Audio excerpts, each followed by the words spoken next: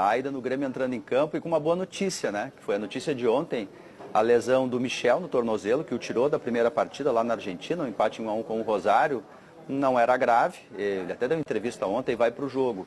E a ausência do Michel, embora não seja assim um jogador de tanto brilho, né, nessa constelação aí que o Grêmio está formando do meio para frente, com Everton, Michael, até o Tardelli, que vai surpreendentemente ficar no banco já, o Tardelli nesse jogo, né? Não se imaginava que ele fosse relacionado para a partida, mas ele ficará, talvez até nem entre, né? Porque o Renato e o próprio Diego Tardelli já disseram que ainda falta muito para ele recuperar a parte física, mas o Michel está confirmado.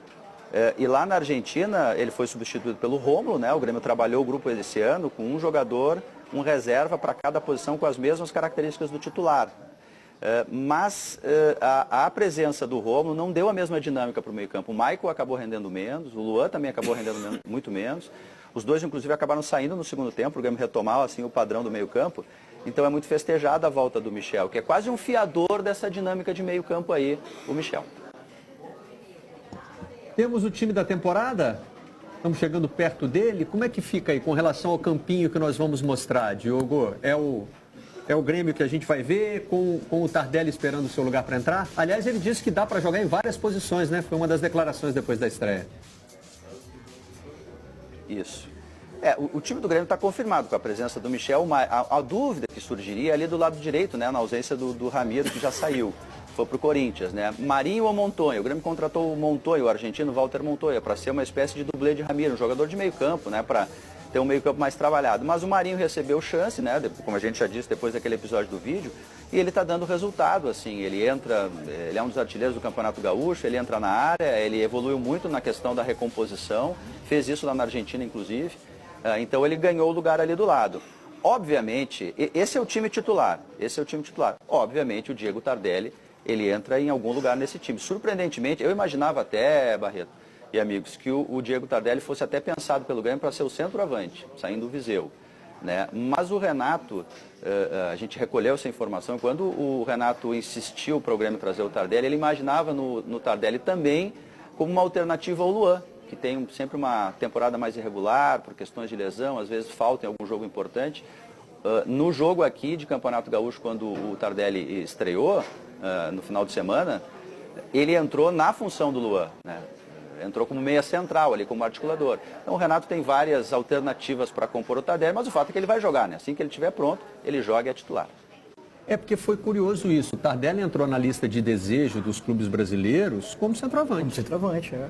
Quando o Corinthians falou do Tardelli, tem, né? falava-se assim, o Corinthians vai resolver o seu problema de centroavante trazendo o Tardelli. E ele estava fazendo muito gol na China, né?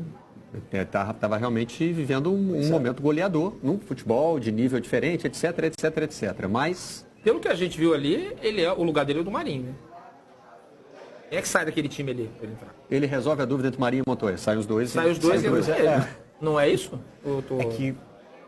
Nas chamadas condições normais de temperatura é que o Renato, pela declaração do Renato, ele quer o Tardelli talvez desempenhando a função do Luan, do outro lado.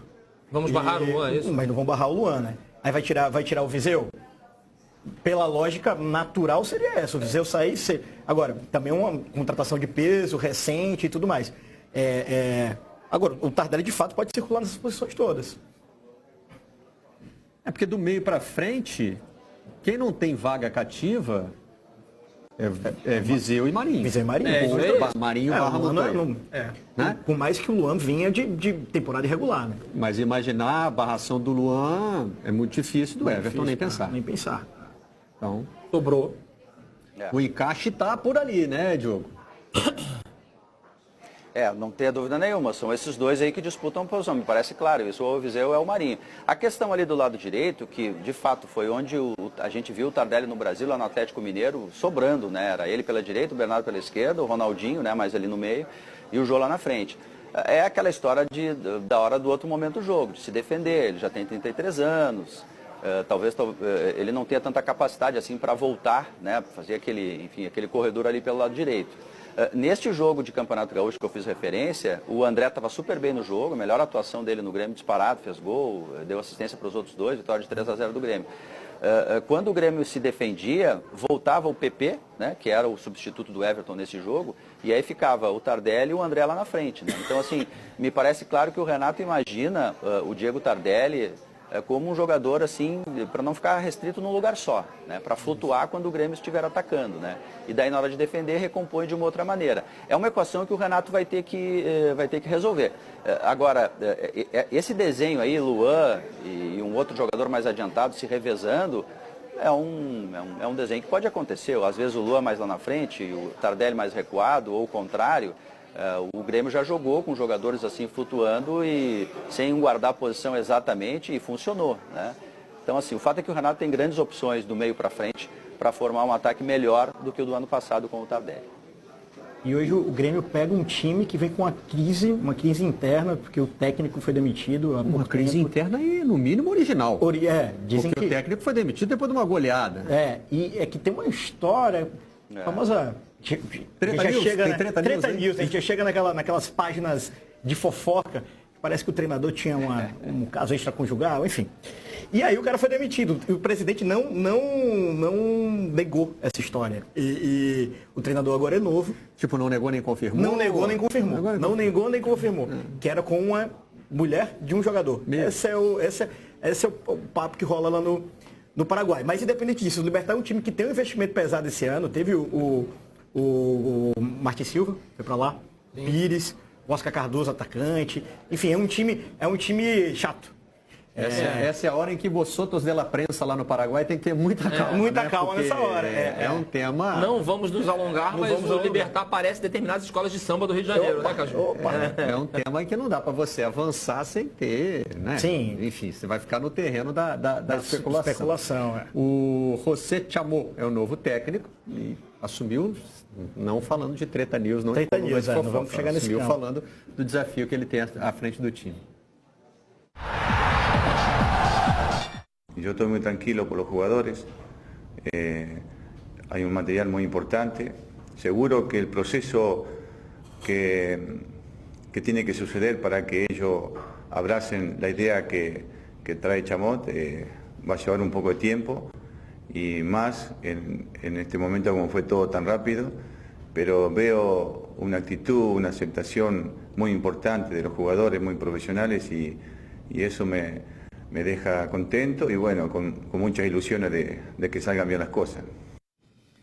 Ele falou aí do material humano que tem à disposição. Nós destacamos o Adriano Martínez, que em 10 jogos tem 7 gols e uma assistência, Diogo. É o jogador em que o Grêmio está prestando atenção para essa partida? Tem outros jogadores, tem o Oscar Cardoso também, né, que é exemplo do Martin Silva, são jogadores experientes. O Oscar Cardoso, centroavante, né, de referência, jogou na Grécia, jogou no Benfica, foi campo português, inclusive. Mas o Adriano Martínez, que é o artilheiro da Libertadores, tem 26 anos. A história dele, olha, o Barreto e amigos, não sei se vai ter uma história tão interessante na Libertadores. Libertadores é um mundo, né, a gente daqui a pouco descobre, mas a história dele é incrível. Ele tem 26 anos, não tem categorias de base. Ele começou jogando em times da 4ª divisão da Argentina só no ano passado. Olha só no ano passado ele foi para o Sol de América no Peru, no Paraguai, acabou despertando a atenção do Libertad e aí agora é o artilheiro da Libertadores.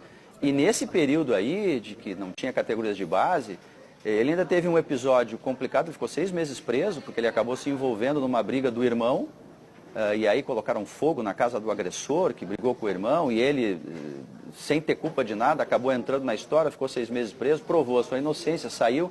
Então é uma história incrível, assim, de Libertadores. É um cara que não tem categorias de base, começou a jogar num time de ponta, medianamente até no Paraguai, vamos combinar o Sol de América, só no ano passado, e agora ele aparece como artilheiro da Libertadores. É um jogador de movimentação. O Oscar Cardoso faz a parede e ele entra pelo lado ali fazendo gols. Olha só que história. E é o artilheiro da Libertadores, o Martínez.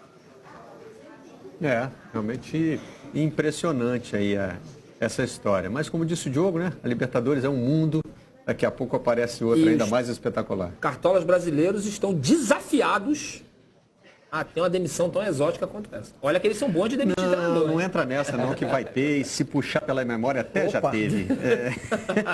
Aqui não subestime a criatividade dos cartolas brasileiros. Diogo, obrigado pela participação na Redação Sport TV. Até a próxima. Valeu, gente. Tchau. Hora do intervalo, voltamos.